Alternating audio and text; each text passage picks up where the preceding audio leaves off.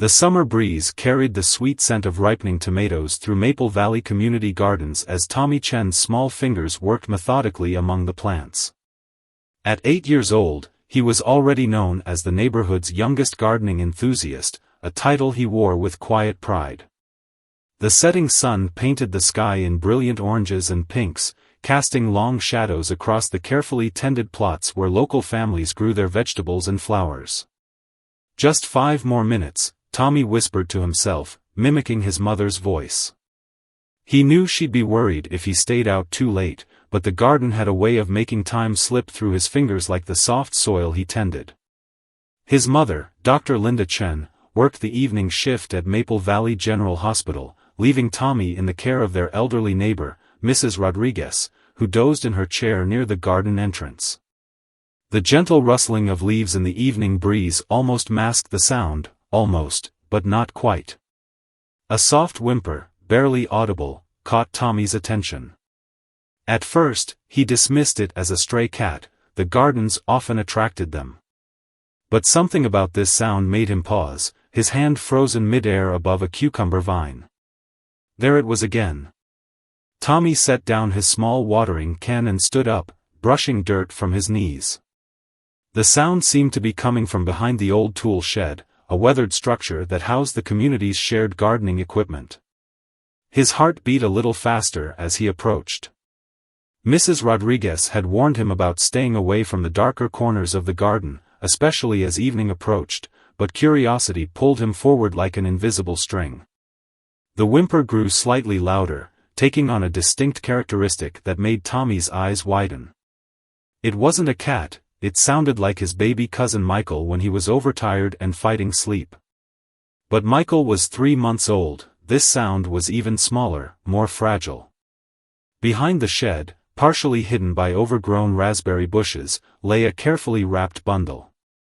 Tommy's hands trembled as he pushed aside the thorny branches, barely noticing when they scratched his arms. The bundle moved slightly, and another whimper emerged. "Hello?" Tommy whispered, his voice barely audible. He knelt down, the evening dew soaking through his jeans. With trembling fingers, he pulled back the edge of what he now recognized as a pale yellow blanket. A tiny face, red and scrunched, peered up at him. The baby couldn't have been more than a few days old, its eyes squeezed shut against the fading daylight. Tommy's mind raced, remembering all the times his mother had talked about her work in the hospital's neonatal unit. The baby looked small, too small to be out here in the growing cold. "Mrs. Rodriguez." Tommy called out, his voice cracking. No response came from the garden entrance. He knew she was probably still asleep in her chair, and his young mind grappled with the weight of the decision before him. The baby's skin felt cool to his touch, and his mother's voice echoed in his head, "In emergency situations, minutes matter." With a determination that belied his age, Tommy carefully slid his arms under the bundle, remembering how his mother had taught him to hold cousin Michael.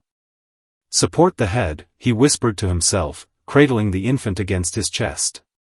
The baby stirred but didn't cry, instead seeming to burrow closer to his warmth. The walk home had never seemed longer. Tommy's house was just 3 blocks from the community garden, but each step felt like a mile as he balanced his precious cargo. His mind raced with questions. Who would leave a baby in the garden? Why didn't they want it? What would his mother say? As he passed Mrs. Rodriguez's chair, he saw her still sleeping peacefully. He considered waking her but knew that at 82, she might not be able to help much. His mother had always taught him to be direct in emergencies, go straight to someone who could help. The streetlights were just beginning to flicker on as Tommy climbed the steps to his front porch. Their house was modest but welcoming, with window boxes full of flowers his mother somehow found time to maintain despite her busy schedule. Tonight, the warm light spilling from the windows felt like a beacon. Tommy's Aunt Mai, who lived with them and worked from home, opened the door before he could figure out how to turn the knob while holding the baby. Her usual greeting died on her lips as she took in the sight before her. "Tommy, what?" She started, her eyes growing wide as she registered what he was holding. "I found it in the garden," Tommy said, his voice small but steady. "Behind the tool shed. It's cold, Aunt Mai. Can we warm it up?" Mai's hands flew to her mouth, but she quickly recovered, her training as a former emergency room nurse kicking in. "Bring the baby inside, quickly," she instructed, already pulling out her phone. "I'm calling your mother and the police." The next hour passed in a blur of activity. The baby, which they discovered was a girl, was wrapped in warm blankets and given a makeshift bottle of warm sugar water, something Aunt Mai knew how to prepare from her nursing days. Tommy sat on the couch, watching as his aunt handled the situation with calm efficiency, though he could see her hands shaking slightly as she spoke to the police. His mother arrived home in record time, still wearing her scrubs, her face a mixture of shock, concern, and pride as Tommy recounted his discovery. She immediately examined the baby, her professional demeanor masking her emotional reaction to the situation. "She's healthy," Dr. Chen announced finally, "but she needs to go to the hospital for proper care. She's probably only a day or two old." She turned to Tommy, kneeling down to meet his eyes. "You did exactly the right thing, sweetheart. You may have saved her life." The police officers who arrived were kind but thorough in their questioning. Tommy described everything he could remember about the garden, the tool shed, and the baby's position. One officer, a woman named Detective Sarah Martinez, seemed particularly interested in Tommy's account. "You're very observant," she told him, making notes in her small notebook. "And very brave. Not many 8-year-olds would know what to do in a situation like this." As the evening wore on, Tommy couldn't take his eyes off the baby. She was now sleeping peacefully in a makeshift bassinet created from a laundry basket padded with soft blankets. His mother was making arrangements with the hospital while they waited for social services to arrive. "Mom," Tommy said quietly, tugging at her sleeve as she finished yet another phone call. "What's going to happen to her?" Dr. Chen sat down beside her son, pulling him close. "Well, first she'll go to the hospital to make sure she's completely healthy. Then social services will try to find her family. If they can't, they'll find her a good home with people who will love her very much." Tommy nodded, processing this information. "Can we visit her? In the hospital?" His mother exchanged a look with Aunt Mai, who had been hovering nearby. "We'll see, sweetheart. There are lots of rules about these situations, but we'll do our best." As the social worker arrived and prepared to transport the baby to the hospital, Tommy felt a strange mixture of sadness and hope. He'd only known this tiny person for a few hours, but somehow, she'd changed something inside him. The baby had stopped crying completely since he'd found her, as if she somehow knew she was safe. "Wait," Tommy called out as they were about to leave. He ran to his room and returned with his treasured stuffed elephant, the one his father had given him before he passed away 2 years ago. Without hesitation, he tucked it next to the baby in her carrier. "So she won't be lonely," he explained simply. That night, long after the excitement had died down and the house had grown quiet, Tommy lay awake in his bed, staring at the glow-in-the-dark stars on his ceiling. The empty laundry basket still sat in the living room, and he could hear his mother and aunt talking in hushed voices downstairs. His mind kept returning to the garden, to that moment of discovery. He thought about the person who had left the baby there. Were they scared? Sad? Did they know someone would find her? Had they watched him in the garden every day, knowing he would be there? The questions swirled in his mind like autumn leaves in the wind, but one thing he knew for certain: this was just the beginning of something bigger than himself. As sleep finally began to overtake him, Tommy made a silent promise to the baby with the elephant: he would make sure her story had a happy ending. In the quiet of the night, as the neighborhood settled into uneasy sleep, news of Tommy's discovery began to spread through text messages and phone calls. By morning, Maple Valley would be forever changed, and at the center of it all was an 8-year-old boy who had followed his heart instead of his fears. The garden, once just a place of growing things, had become the starting point of a story that would touch more lives than anyone could have imagined. Dawn broke over Maple Valley with unusual energy, the morning light revealing clusters of neighbors gathering on porches and driveways, their breath visible in the crisp morning air. News traveled fast in their close-knit community, spreading like ripples in a pond until it seemed every household buzzed with whispered conversations about the baby found in the community garden. Dr. Linda Chen's phone hadn't stopped ringing since 5 a.m. Between hospital colleagues, concerned neighbors, and persistent local reporters, she barely had time to make Tommy's breakfast before driving him to school. She watched her son methodically spread peanut butter on his toast, his usual morning chatter notably absent. "You're very quiet this morning," she said softly, running her fingers through his dark hair. "Are you thinking about her?" Tommy nodded, his eyes fixed on his plate. "Do you think she's cold in the hospital? They have those plastic boxes for babies, like the ones you showed me in pictures from your work." Linda's heart swelled with pride at her son's compassion. "The incubator keeps her perfectly warm, sweetheart. And guess what? Nurse Jackie from the NICU sent me a message. Your elephant hasn't left her side all night." The ghost of a smile touched Tommy's lips, but his eyes remained serious. "Mom, why didn't they want her?" The question hung in the air, heavy with implications Linda wasn't sure how to address. Before she could formulate an answer, a sharp knock at the front door made them both jump. Aunt Mai, already dressed for her morning yoga class, went to answer it. Detective Sarah Martinez stood on their porch, her badge glinting in the morning sun. Behind her, a news van pulled up to the curb, its antenna rising like a mechanical giraffe neck above the quiet suburban street. "I'm sorry to disturb you so early," Detective Martinez said, stepping inside. "But we need to talk about some developments in the case."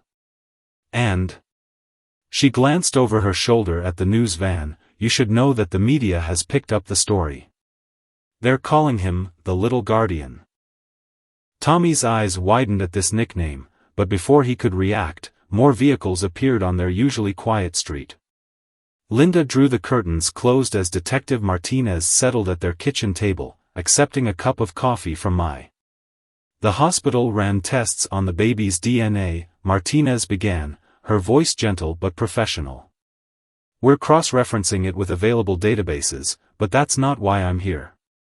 We found something else at the garden this morning, a letter." She removed an evidence bag from her briefcase. Inside was a pale pink envelope, slightly dampened from the morning dew. It was tucked into the same raspberry bushes where Tommy found the baby. "We missed it in the darkness last night." Linda felt Tommy press against her side, his small body tense with anticipation.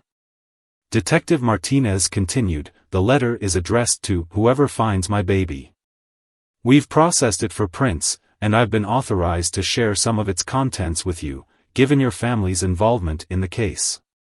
The detective's eyes softened as she looked at Tommy. "The mother wrote that she watched you in the garden for weeks. She saw how gentle you were with the plants, how you talked to them sometimes. She..."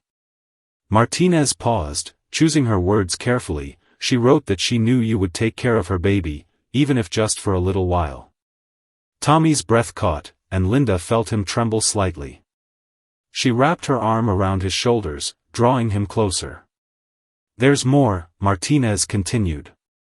"The mother is very young, still a teenager.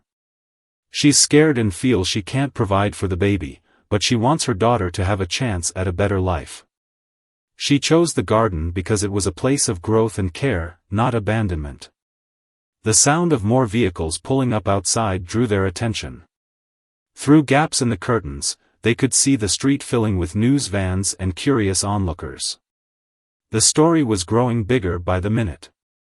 "We need to talk about protecting your privacy," Martinez said, her tone shifting to concern. "This story is touching a lot of hearts, but it could become overwhelming very quickly."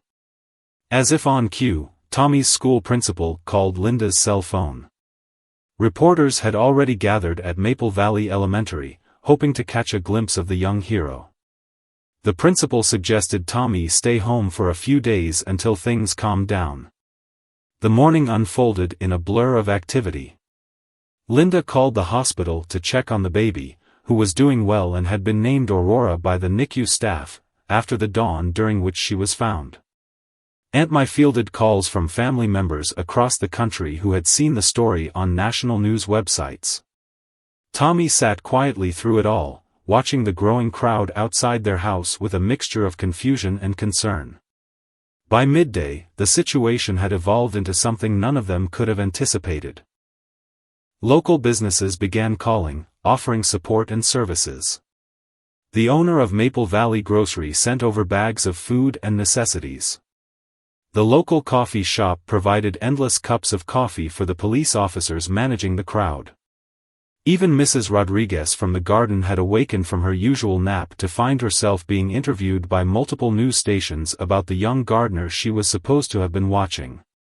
But it was the flood of calls from young mothers that affected them the most. Women from across the state began reaching out to local authorities and social services, sharing their own stories of fear, desperation, and difficult choices.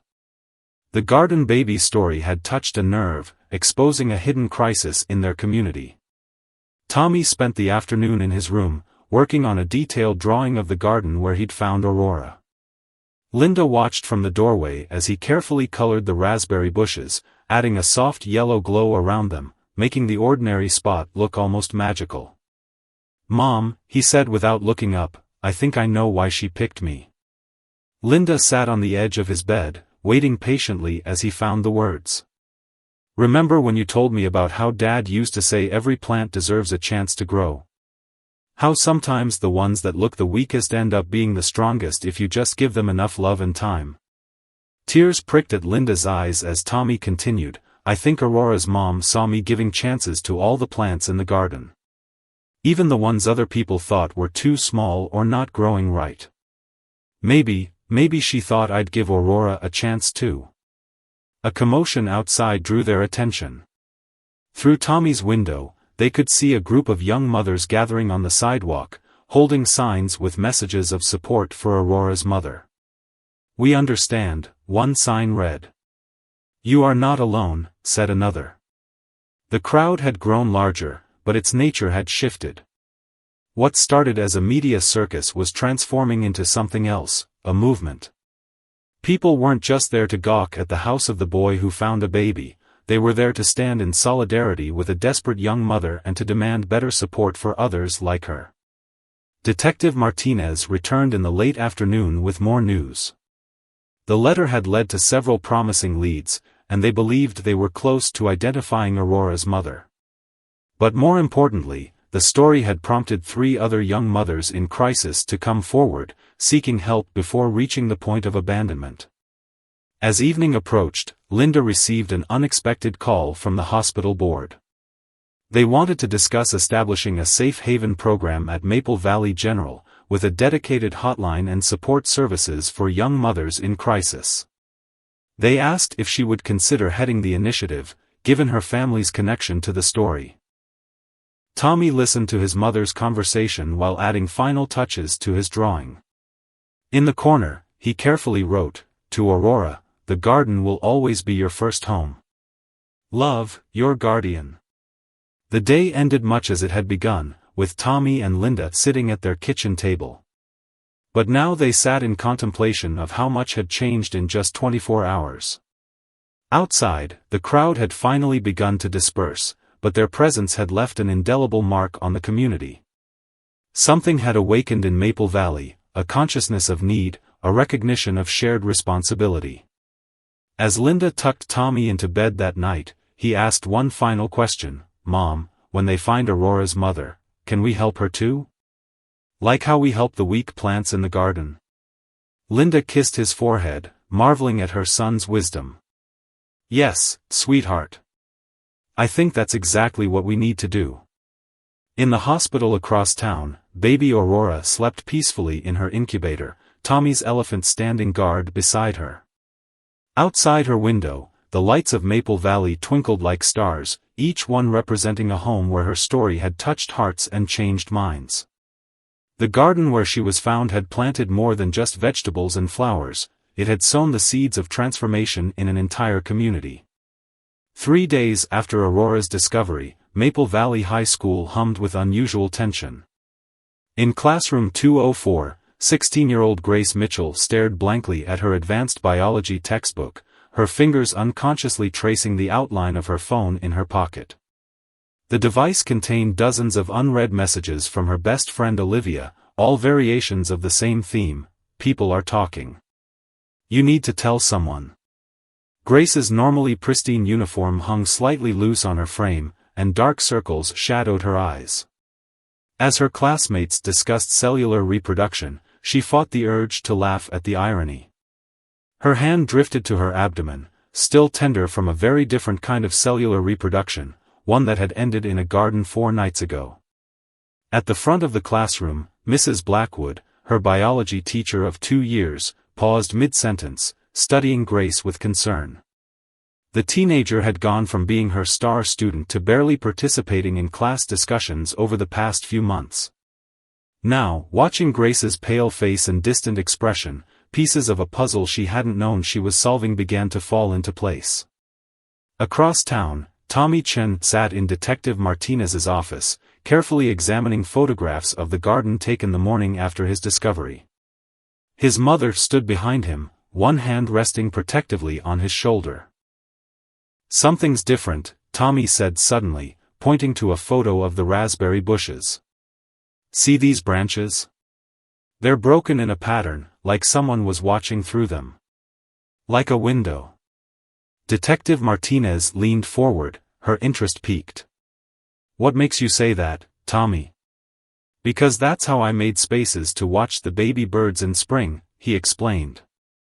"You have to break the branches carefully so they don't grow back together, but not so much that anyone notices from far away." The detective exchanged glances with Dr. Chen. Tommy's observation matched their growing theory, that Aurora's mother had been watching the garden for weeks, perhaps even attending the same school that overlooked the community space. Back at Maple Valley High, the final bell rang. Grace gathered her books with trembling hands, but before she could leave, Mrs. Blackwood called her name. "Grace? Could you stay for a moment?" The classroom emptied, leaving them alone. Mrs. Blackwood closed the door and pulled up a chair beside her student. "Grace, I've been teaching for 20 years. I've seen students go through all kinds of struggles. Sometimes, the bravest thing we can do is ask for help." Grace's carefully constructed walls began to crumble. "I don't know what you're talking about," she whispered, but her voice cracked on the last word. Mrs. Blackwood gently placed a newspaper on the desk between them. The headline read, "Search continues for garden baby's mother, community rallies with support, not judgment."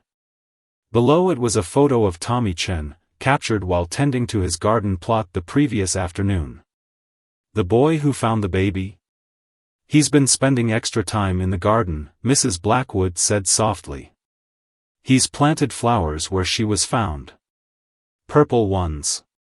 Did you know that purple flowers often symbolize dignity and pride in one's actions?" Grace's hands began to shake. "Why are you telling me this?" "Because, Grace, I've watched you spend countless hours at that window during study periods."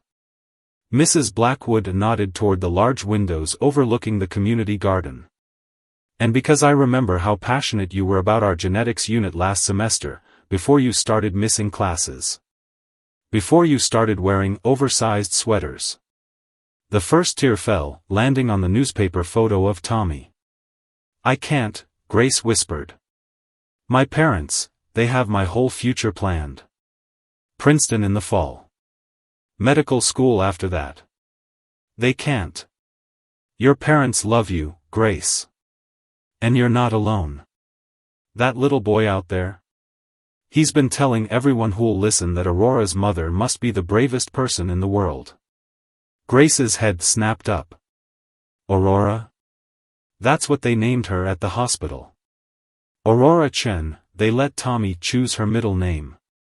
He picked it because she was found at dawn, and because she brought light to so many people's lives. The dam broke. Grace's shoulders shook with silent sobs as Mrs. Blackwood wrapped her arms around her former star student. Between gasps, the story poured out, the brief relationship with a college freshman who disappeared after learning about the pregnancy, the months of hiding and terror, the nights spent watching Tommy tend his garden with such gentle care. "I researched everything," Grace whispered. "Safe haven laws, adoption procedures. But everyone knows everyone here. My parents are on the hospital board. I couldn't bear to see the disappointment in their eyes. So I watched Tommy instead. The way he talked to his plants, the way he gave extra attention to the struggling ones." Mrs. Blackwood listened, her heart breaking for the young woman before her. When Grace finished speaking, she took her student's hands in her own. "Grace, you don't have to face this alone anymore. Detective Martinez? The one leading the investigation? She's my sister. Let me call her. Please." Across town, Detective Martinez's phone buzzed. As she listened to her sister's voice, her eyes never left Tommy, who was still studying the garden photos with intense concentration. When she hung up, she knelt beside him. "Tommy, remember how you told me you thought Aurora's mom chose you for a reason? You were right. And now, because of your kindness, she's found the courage to come forward." The next hours passed in a whirlwind of activity. Grace's parents were called to the school, where they found their daughter in the counselor's office with Mrs. Blackwood and Detective Martinez. Mr. Mitchell's face turned ashen as he realized the implications. Mrs. Mitchell simply pulled her daughter into her arms and held her as if she'd never let go. At the hospital, Dr. Chen received an urgent call. Aurora had been fussy all day, refusing her bottle and crying inconsolably. "Babies know," the NICU nurse said. "They just know when something's about to change." As evening fell, Tommy sat in his usual spot in the garden, carefully tending to the purple flowers he'd planted. He looked up at the high school windows, understanding now why they had always seemed to gleam with extra significance during his afternoon gardening sessions. A shadow fell across his flowers. He turned to find Grace standing there, accompanied by her parents and Detective Martinez. Her eyes were red from crying, but her shoulders stood straighter than they had in months. "Hi, Tommy," she said softly. "I'm Aurora's mom. And I've been wanting to thank you for a very long time." Tommy stood, brushing dirt from his knees. He looked at Grace for a long moment before speaking. "Would you like to help me water the flowers? They're for Aurora. And for you too." Grace knelt beside him in the soil, accepting the small watering can he offered. Together, they tended to the purple blooms as the setting sun painted the sky in shades of hope. Above them, the high school windows reflected the light like mirrors, bearing witness to a new chapter in their interwoven story. Later that night, in the hospital NICU, Aurora finally accepted her bottle, drinking peacefully as Grace held her for the first time since the garden. Tommy's elephant watched from its vigilant post, its worn fur glowing in the soft light of medical monitors. Dr. Chen stood with the Mitchells in the doorway, discussing plans for counseling, support, and the long road ahead. In the quiet of the NICU, Grace whispered to her daughter, "I watched him grow flowers, and he helped me grow brave."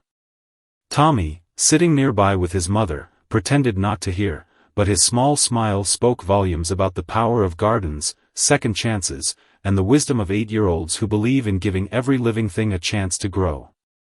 The Princeton acceptance letter lay unopened on the Mitchells' dining room table, its crisp white envelope a stark contrast against the dark mahogany wood. Grace sat across from it, her fingers absently stirring a cup of tea that had long since gone cold. 2 weeks had passed since she'd revealed herself as Aurora's mother, and life had taken on a dreamlike quality, where even the most mundane decisions carried the weight of destiny. "You don't have to decide today," her mother said softly, placing a gentle hand on Grace's shoulder. The relationship between mother and daughter had transformed in unexpected ways since the truth emerged.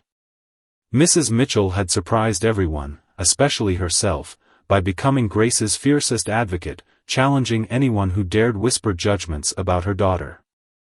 The sound of laughter drifted through the open window. Tommy was in the front yard with his latest project. After learning that Grace had watched him garden for months, he'd insisted on bringing the garden to her. Every day after school, he arrived with his little red wagon full of plants, slowly transforming the Mitchells' front yard into a sanctuary of flowers and herbs. Grace walked to the window, watching as Tommy carefully transplanted lavender bushes along the walkway. Dr. Chen sat on the front steps supervising, though her attention was divided between her son and the steady stream of text messages from the hospital board. The Safe Haven program she was developing had gained unexpected momentum, with supporters and donors emerging from every corner of the community. "He's planting them in a spiral," Grace observed, a small smile touching her lips. "Like a galaxy." "He says it's because every story should have a center," Dr. Chen replied, looking up from her phone. "He's quite adamant about the design." Dr. Chen replied, looking up from her phone. "He's quite adamant about the design." The front gate creaked, and Detective Martinez appeared, carrying her usual messenger bag and an unusual expression. She'd remained involved with the family well beyond her official capacity, becoming something of a guardian angel to Grace. "We need to talk," she said, her tone serious but gentle. "All of us." Inside, around the dining room table, Martinez removed several documents from her bag. The Princeton letter seemed to pulse with unspoken significance as she laid out the papers beside it. "The district attorney has made a decision," Martinez began. "Given the circumstances, Grace's age, the immediate surrender of the baby, the fact that she chose a safe location near people she trusted, they're not pursuing charges. But..." She paused, making eye contact with each person at the table. "There are still some crucial decisions to be made." Grace's hands trembled as she reached for the documents. They were adoption papers, filled with legal terminology that made her head spin. "I don't understand," she whispered. I thought I would have more time to decide." "Social Services needs to establish permanent custody arrangements," Martinez explained. "Right now, Aurora is in legal limbo. They need to know if you're planning to raise her yourself, or if you want to pursue adoption." The weight of the decision pressed down on Grace like a physical force. She thought of Aurora, growing stronger every day in the NICU, no longer needing the incubator but still holding tight to Tommy's elephant. She thought of Princeton, of medical school, of all the plans that had once seemed set in stone. A knock at the door interrupted her thoughts. Tommy stood in the doorway, his clothes smudged with dirt, holding a small potted plant with purple and white flowers. "I found it," he announced proudly. "The lady at the nursery says it's called Mother's Heart. The flowers look like hearts, see?" He placed the pot on the table, carefully positioning it between the Princeton letter and the adoption papers. Grace stared at the delicate heart-shaped blooms, and suddenly, the path forward became clearer. "What if," she said slowly, "there was another option?" All eyes turned to her as she continued, "What if I didn't have to choose between Aurora and my future? What if there was a way to do both?"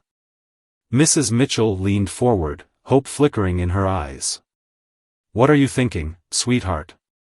"Gap year programs," Grace said, her voice growing stronger. "I could defer Princeton for a year. Stay here, be with Aurora, figure out how to be a mother. Then, when she's a little older, when I'm ready, we could both go to New Jersey. There are excellent daycare centers near campus, and maybe..." She glanced at her parents, "maybe with some help." "Yes," Mrs. Mitchell said immediately, tears spilling down her cheeks. "Yes to all of it." Mr. Mitchell, who had been unusually quiet since discovering his daughter's secret, cleared his throat. "The house in Princeton, the one my parents left us, it's just sitting there empty. It's only a few blocks from campus. The room buzzed with sudden energy as possibilities began to take shape. Dr. Chen offered to connect Grace with medical programs that supported student parents. Detective Martinez mentioned scholarship programs specifically designed for young mothers pursuing higher education. Tommy, who had been quietly arranging the mother's heart flowers, spoke up. Does this mean Aurora gets to keep both her mommies? The one who grew her and the one who's growing into being her mommy? Grace knelt beside him, struck by the simple wisdom of his words. Yes, Tommy. That's exactly what it means.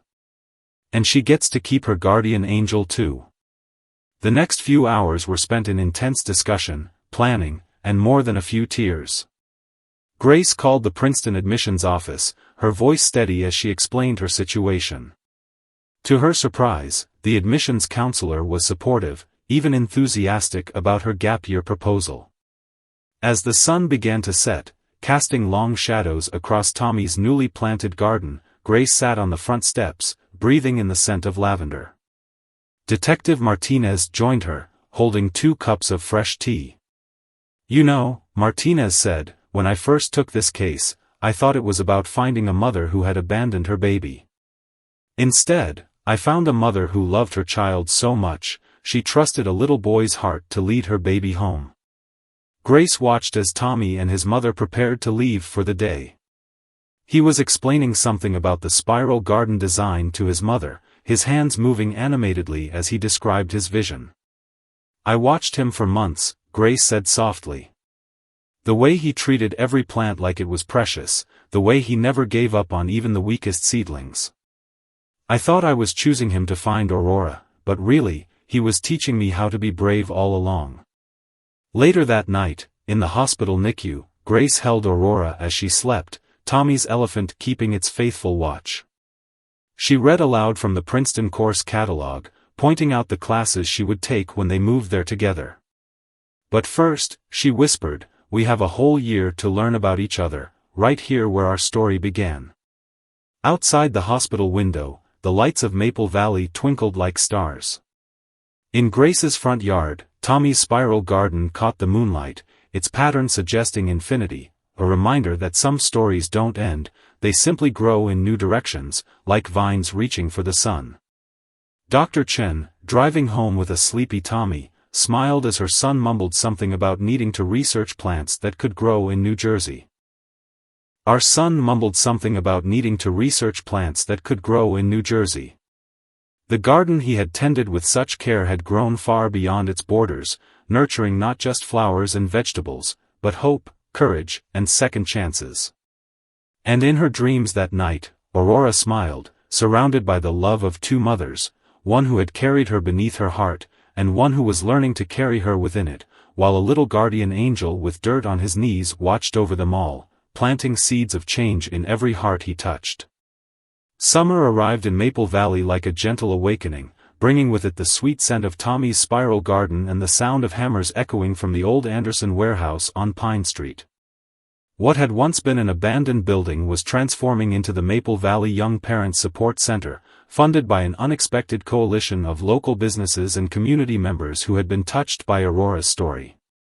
Grace sat in what would soon be the center's counseling room, surrounded by paint swatches and furniture catalogs. At 17, she had somehow become the project's lead youth advisor, her own experience informing every decision about the space. The morning sun streamed through newly installed windows, catching the small diamond that now hung from a chain around her neck, her grandmother's gift, given not in shame but in celebration of her courage. The purple is perfect, Tommy declared, studying the freshly painted accent wall. He had appointed himself the center's unofficial garden consultant, insisting that every room needed a view of growing things.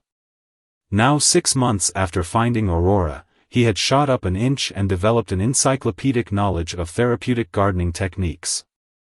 Dr. Chen entered the room carrying Aurora, who had finally been released from the hospital 2 months ago and was thriving under the care of her complex but devoted family network.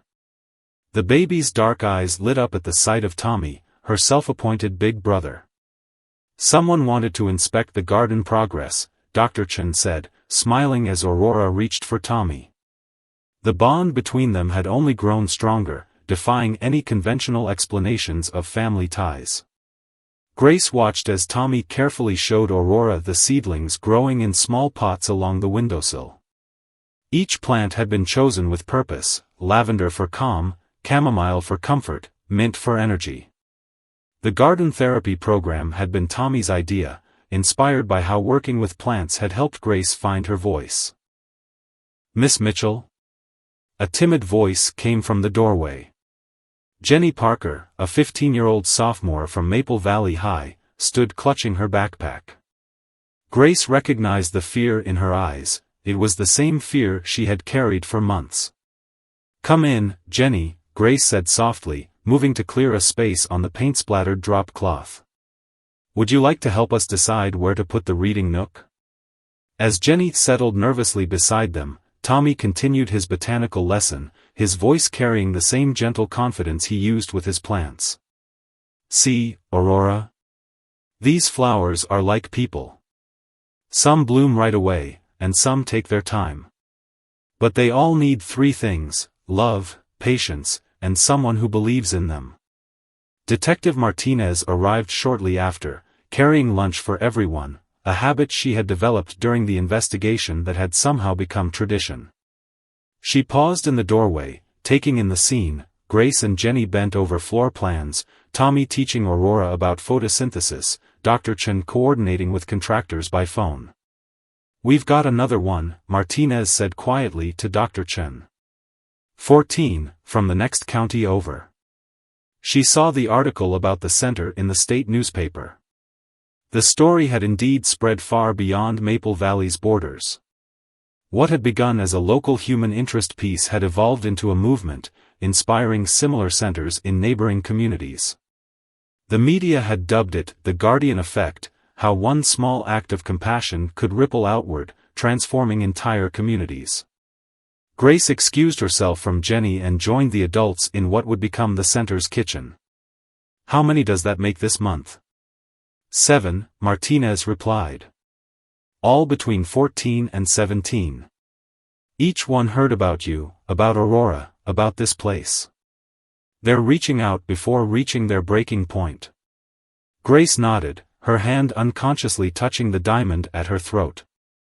"We'll need more volunteers for the mentoring program. And maybe..." She hesitated, then squared her shoulders. "Maybe it's time I shared my story more publicly. Not just the parts that made the news, but the real story, the fear, the shame, the watching, the hoping." Dr. Chen touched her arm gently. "Are you sure? You've already given so much of yourself to this project." "I'm sure," Grace said, watching as Tommy showed Jenny how to transplant a seedling. "Because every girl who walks through that door is carrying the same burden I carried. They need to know they're not alone." The afternoon brought more visitors: Mrs. Blackwood, carrying boxes of donated baby supplies, Mr. Mitchell, reviewing the center's financial plans during his lunch break, and a steady stream of community members offering everything from professional services to homemade casseroles. As the day wound down, Grace found herself in the center's small courtyard, where Tommy's influence was most evident. The garden beds were arranged in interlocking spirals, creating natural gathering spaces between the plants. Aurora slept in her carrier, surrounded by the gentle rustle of leaves and the distant sound of construction. "I've been thinking," Tommy said, carefully patting soil around a new rosemary plant. "When you and Aurora go to Princeton next year, maybe we could start a garden there too. Not as big as this one, but enough to remind you of home." Grace smiled, remembering the frightened girl who had watched this thoughtful young gardener from behind high school windows. "Home isn't just a place anymore, Tommy. It's wherever people help each other grow." Jenny emerged from the building, her posture notably more relaxed than when she had arrived. She carried a small potted plant, part of Tommy's initiative to give every new center visitor a living symbol of hope. "Grace?" Jenny's voice wavered slightly. "I told my mom. About everything. She's coming to pick me up. Would you stay until she gets here?" Of course, Grace said, making room on the garden bench. That's what we're here for. As the sun began to set, casting long shadows across the spiraling gardens, Aurora woke with a happy gurgle. The baby who had once been left behind a garden shed was now at the center of a growing web of support, her story continuing to inspire change in ways no one could have predicted. Tommy gathered his gardening tools, preparing to head home. But before he left, he paused by the newest spiral bed, where dozens of mother's heart plants bloomed in the evening light. "You know what's amazing?" he said to no one in particular. "Every seed we plant here is like a little promise. A promise that no one has to grow alone." Grace lifted Aurora from her carrier, breathing in her sweet baby scent mixed with the garden's earthy perfume. In a few months, they would begin their new adventure in Princeton, carrying with them the strength of roots planted deep in Maple Valley's soil. But for now, she was content to watch the stars emerge above their sanctuary of second chances, where every day brought new growth, new hope, and new guardians learning to tend the garden of change. 5 years had passed since a baby was found in a community garden, and Maple Valley had bloomed in unexpected ways. The morning sun cast long shadows across the expanded community gardens, now 5 times their original size, as residents gathered for the annual Guardian Day celebration. Banners stretched between newly planted cherry trees, their messages speaking of hope, community, and the power of second chances. 9-year-old Aurora Chin Mitchell dashed through the garden paths, her dark curls bouncing in the morning light. She carried a watering can almost as big as herself, carefully tending to the plants in her own small plot, a birthday gift from her garden brother, Tommy, now a lanky 13-year-old with soil perpetually embedded under his fingernails. "Slow down, sunshine," Grace called, watching her daughter navigate the paths she knew by heart. At 22, Grace had graduated from Princeton a semester early, her thesis on community-based support systems for young parents earning national recognition. The diamond necklace still hung around her throat, joined now by a small gold pendant shaped like a garden trowel, a graduation gift from Tommy. The Maple Valley Young Parent Support Center had grown into a model program, replicated in cities across the country. The Guardian Effect had transformed from a local phenomenon into a movement, its ripples touching lives far beyond their small town. Today's celebration would mark the opening of their 10th satellite center, this one in a neighboring state. Tommy sat cross-legged in his original garden plot, now a carefully maintained historical spot, complete with a small plaque telling Aurora's story. He was explaining photosynthesis to a group of wide-eyed children from the center's daycare program, his passion for science having grown alongside his love of gardening. "And that's why plants need both sunshine and darkness to grow," he concluded, gesturing to the raspberry bushes that had once hidden a life-changing discovery. "Just like people need both challenges and support to become their strongest selves." Dr. Chen watched from nearby, her hospital badge now bearing the title, Director of Family Support Services. The Safe Haven program she had developed had become a national standard, its success rate attributed to what she called the Tommy Protocol, treating every case with the same unconditional acceptance her son had shown that fateful morning. Detective Martinez, recently promoted to captain, arrived with her usual bag of sandwiches, a tradition that had never faded. She was accompanied by Jenny Parker, now a sophomore in college studying social work, her own story of finding help at the center having come full circle as she interned there during summers. The governor's office called again, Martinez mentioned to Grace as they helped set up for the ceremony. "They want to expand the program statewide. Your mother's already working on the budget proposals." Mrs. Mitchell had indeed found her calling, leaving her corporate job to manage the growing network of support centers. Mr. Mitchell handled the legal work pro bono, his law firm now specializing in advocacy for young parents and children's rights. The ceremony was set to begin at noon, but Aurora had one important task to complete first. Every year on Guardian Day, she and Tommy performed what they called the Memory Garden ritual. Together, they tended to the original raspberry bushes, the mother's heart flowers, and the special plot where Tommy had first planted purple blooms for Grace. "Tell me the story again," Aurora requested, though she knew it by heart. She sat beside Tommy in their special spot, her small hands working alongside his to clear weeds from around the memorial plaque. "Well," Tommy began, his voice taking on the storyteller's cadence he reserved just for her, "it started right here, on a morning just like this one. I was tending to my vegetables when I heard a sound that would change everything." Grace joined them quietly, sitting on the garden bench that had become a gathering spot for young mothers seeking counsel. She watched as her daughter leaned into the story, even though she'd heard it countless times. Each telling added new layers of understanding as Aurora grew old enough to grasp more of its complexity. The garden had filled with people now, families helped by the center, community supporters, media crews covering the anniversary celebration. Mrs. Rodriguez, now in her late 80s, sat in her honored place by the garden entrance, still insisting she had known all along that Tommy was meant for great things. Mrs. Blackwood, retired but still actively involved with the center's education programs, gathered everyone's attention as the ceremony began. The crowd hushed as Aurora stepped forward with Tommy, ready to perform their traditional role of planting the first seedling in what would become the 10th Guardian Garden. "This year's plant is different," Tommy announced, holding up a unique hybrid he had helped develop through his school's science program. "It's a new variety of the Mother's Heart flower, created specially for our anniversary. We're calling it Aurora's Dawn." The flower's petals displayed an unusual pattern, purple hearts outlined in gold, with centers that caught and reflected light like tiny stars. It was a perfect symbol of how beauty could emerge from life's most challenging moments.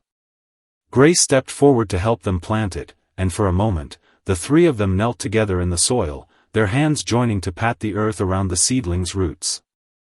Aurora, wearing overalls decorated with painted flowers, a gift from Jenny, looked between her two favorite people with pure joy. "Mom," she whispered to Grace, though her voice carried in the hushed garden, "Tommy says every plant tells a story. What story does this one tell?"